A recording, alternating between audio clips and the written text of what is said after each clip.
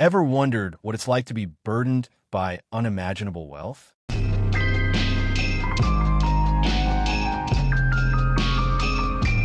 Succession offers a darkly humorous and insightful glimpse into the anxieties that plague the ultra-rich. It's a world of private jets and billion-dollar deals, but also a world where every dinner feels like a negotiation and no one ever says what they really mean.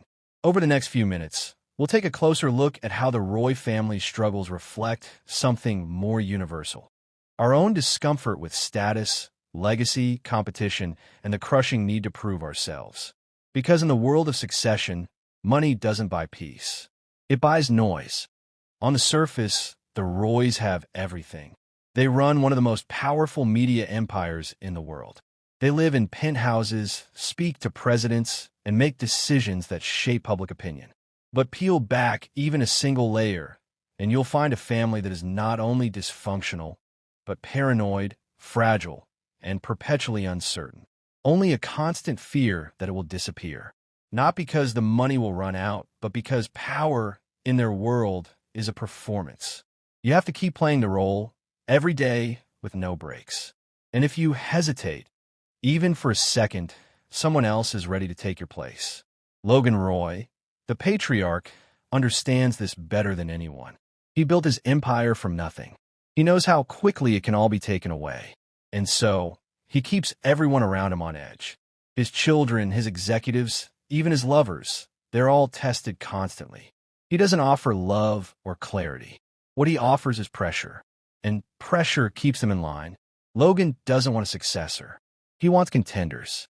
Because as long as they're fighting each other, they're not coming for him. Every one of Logan's children is chasing the same thing: significance. They want the title, yes. But more than that, they want to be seen. They want to be worthy, not just of the company, but of their father's approval, which he rarely gives.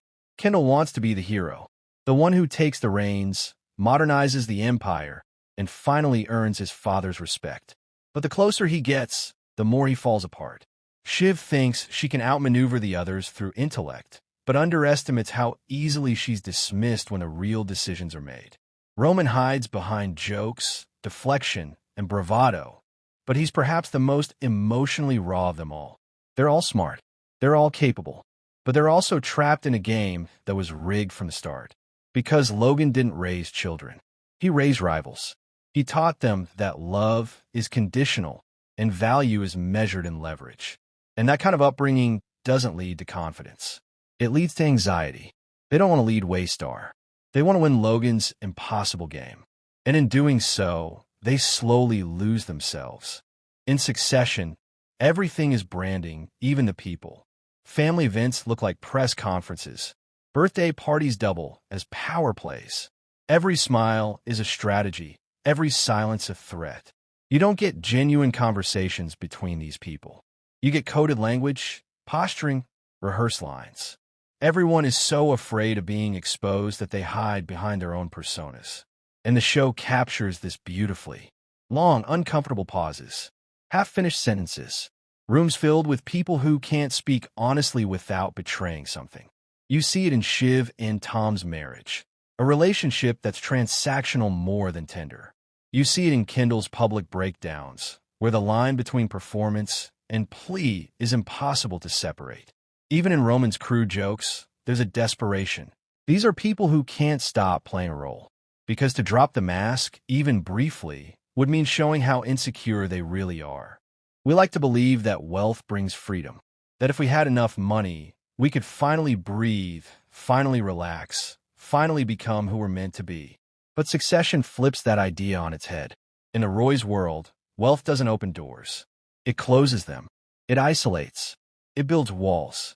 It attracts sycophants, not friends. The richer they become, the more cut off they are from the world, from each other, and from themselves. Their fear isn't poverty. It's irrelevance. This fear is why Kendall keeps making plays he's not ready for. It's why Shiv swings from cocky to defensive in a single breath. It's why Roman laughs at everything, because if he stops, he might actually have to feel something. And it's why Logan keeps the power for himself, because if he gives it up, he loses his purpose.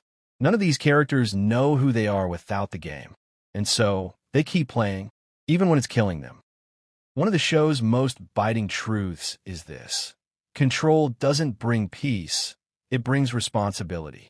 And with it, fear. The Roys aren't anxious because they're powerless. They're anxious because they have too much to lose. The higher up they are, the more paranoid they become. Every phone call might be a threat. Every handshake might be a trap. You start to see how exhausting that world is. There's a moment in Season 3 when Kendall tries to stage a public coup against his father. For a few hours, he's riding high, doing press, posting statements, positioning himself as the future. But the moment the cameras turn off, you see it, the collapse, the self-doubt, the emptiness. He thought winning would make him whole, but it doesn't, because it's not the position he wants, it's what it symbolizes. And that's what Succession nails so well. The idea that success is never enough when you're trying to fill an emotional void with status.